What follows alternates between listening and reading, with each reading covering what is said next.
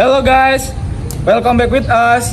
Today we will present about Global Integration. Selanjutnya kita akan sinematik pakai lagu Luri Asabai Sistem Muslimah Semursi.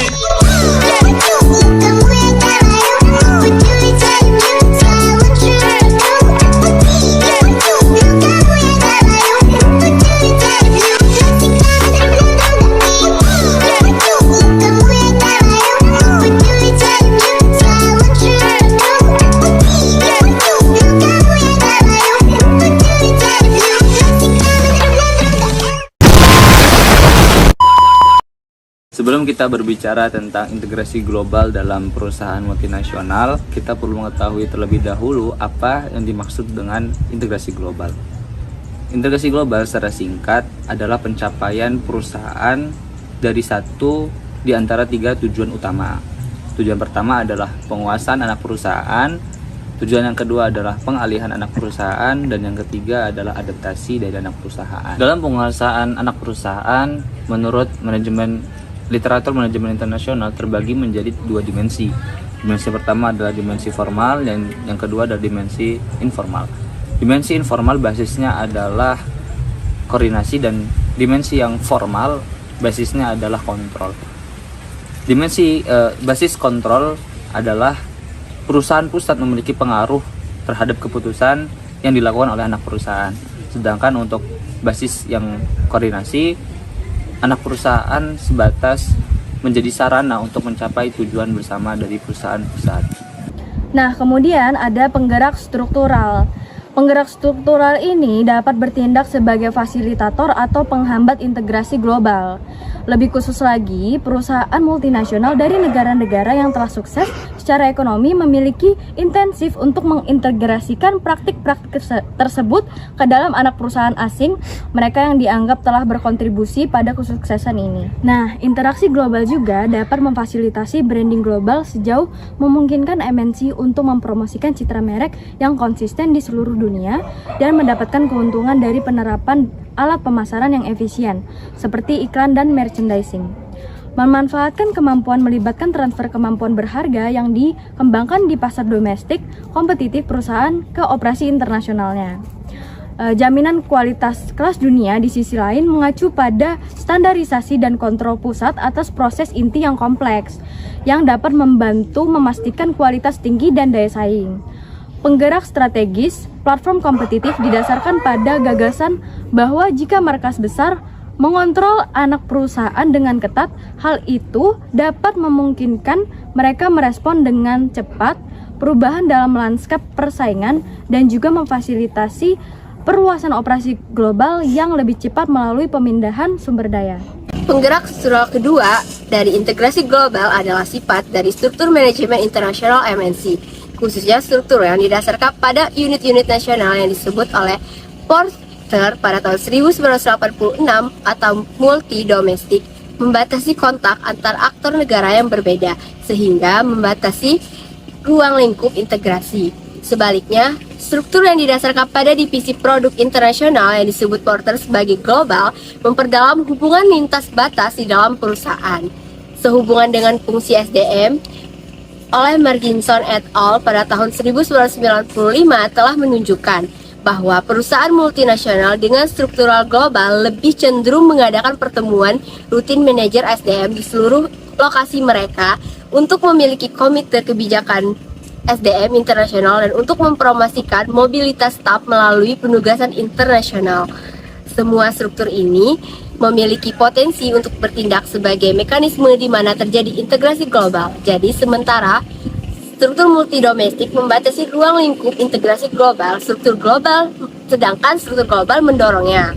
Nah, penggerak struktur ketiga adalah karakteristik anak perusahaan asing, yaitu cara pendiriannya. Secara umum, kendala yang dihadapi manajemen di kantor pusat dalam mengintegrasikan untuk perusahaan asing lebih besar ketika anak perusahaan diakuisisi. Selanjutnya, perusahaan multinasional mengejar integrasi internasional operasi anak perusahaan. Ini dapat mengambil dua bentuk utama, yaitu yang masing-masing memiliki implikasi yang sangat berbeda untuk tingkat integrasi global secara keseluruhan. Salah satunya adalah replikasi produksi di mana unit di berbagai negara melakukan operasi yang sangat mirip.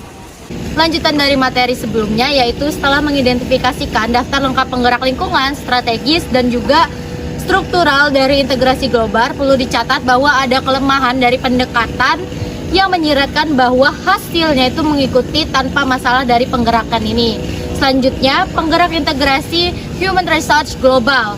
Nah, penggerakan yang sejauh ini dibahas bentuk bertujuan untuk menyoroti pendorong tambahan integrasi global yang lebih spesifik tentang Human Resource Management. Menurut Sparrow, dalam survei mereka terhadap profesionalis SDM, mengidentifikasi 5 penggerak organisasi di balik globalisasi dan penyelarasan fungsional HRM.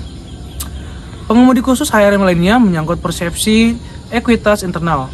Argumen di sini adalah bahwa jika kebijakan dan praktik HRM dilakukan dengan cara yang hampir sama di semua lokasi, MNC tunduk pada beberapa penyesuaian lokal kecil, maka karena MNC akan merasa diperlakukan sama dan adil. Dari perspektif evolusioner, tingkat integrasi organisasi diperlukan untuk melaksanakan strategi global yang telah menyebabkan seruan untuk agenda HRM global. Ya, yang itu ada 3 pendorong kasus bisnis yang paling sering dikutip dalam sistem HRM terintegrasi globalisasi. Yaitu yang pertama, pengurangan biaya transaksi SDM dan jumlah karyawan. Yang kedua ada penggantian kemampuan fisik dengan memanfaatkan aset digital, dalam arti bahwa informasi SDM itu dapat digunakan secara fleksibel dalam jumlah tak terbatas dengan sedikit atau tanpa biaya yang marginal. Dan yang terakhir, yang ketiga, itu transformasi atau model bisnis sumber daya manusia dengan mengaktifkan fungsi sumber daya manusia untuk memberikan nilai strategis bagi bisnis yang sebelumnya tidak dapat dilakukan, sehingga memfasilitasi perpindahan dan tugas transaksional ke peran yang lebih strategis dan digerakkan oleh bisnis. Jenis alat integrasi global. Yang pertama, mekanisme integrasi berbasis sentralisasi. Sentralisasi dan pengawasan langsung mengacu pada otoritas pengambilan keputusan yang berada di kantor pusat MNC dan dianggap sangat efektif dalam menghasilkan skala global, ruang lingkup, dan efisiensi pembelajaran. Studi empiris telah menunjukkan otoritas HQ paling sering digunakan dalam menentukan gaji manajemen senior, rekrutmen, dan pengembangan. Yang kedua, mekanisme integrasi berbasis formalisasi, mengacu pada kodifikasi dan standarisasi prosedur dan kebijakan kerja secara global. Kebijakan HRM global secara sarana untuk menciptakan bahasa yang sama di seluruh anak perusahaan asing. Intinya, integrasi berbasis informasi dimaksud untuk menjadi sarana untuk berkomunikasi dan mengatur informasi yang penting untuk pengambilan keputusan strategis, dan dengan demikian mempengaruhi pilihan yang dibuat oleh manajer anak perusahaan.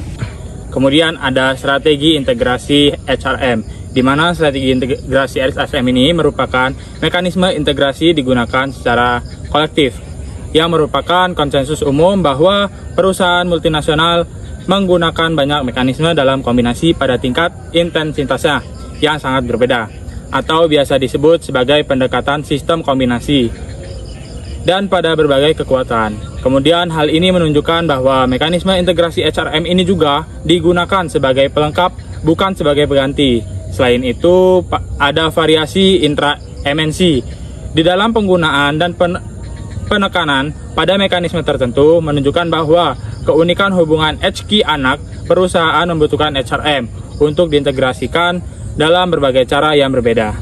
Baik teman-teman, yang terakhir yaitu ada kesimpulan. Jadi kesimpulan pada bab 5 ini yaitu dalam era globalisasi saat ini, integrasi global menjadi kunci yang penting bagi perusahaan untuk mencapai keberhasilan bisnis secara global. Integrasi global melibatkan berbagai aspek, termasuk integrasi pada HRM global yang memungkinkan perusahaan untuk mengintegrasikan fungsi sumber daya manusia di seluruh dunia untuk mencapai tujuan bisnis global yang bersama-sama.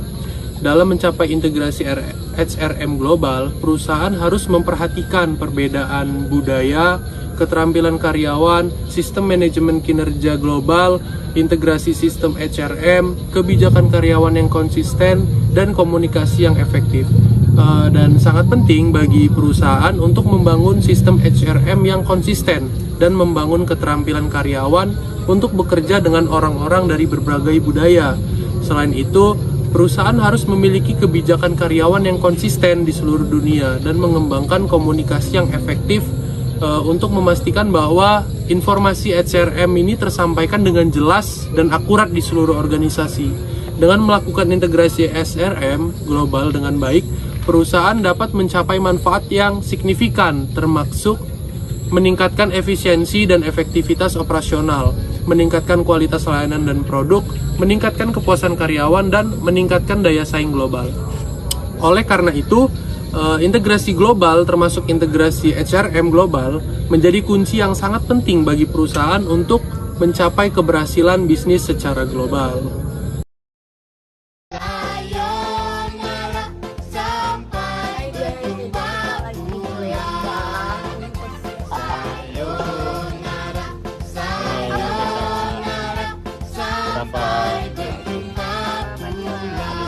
Kopi gue bisa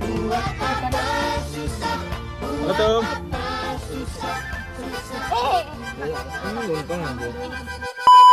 Mereka sebagai pembeli, lu tuh tangan lu jangan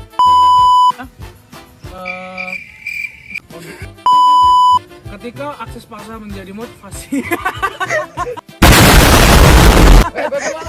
Kok senyum sih? Nggak mas, last, terakhir, bener-bener terakhir mas, bener terakhir. Yang bener lah.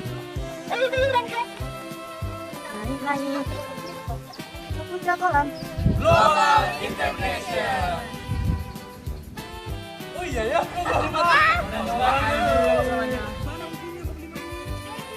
Mas. Titanic.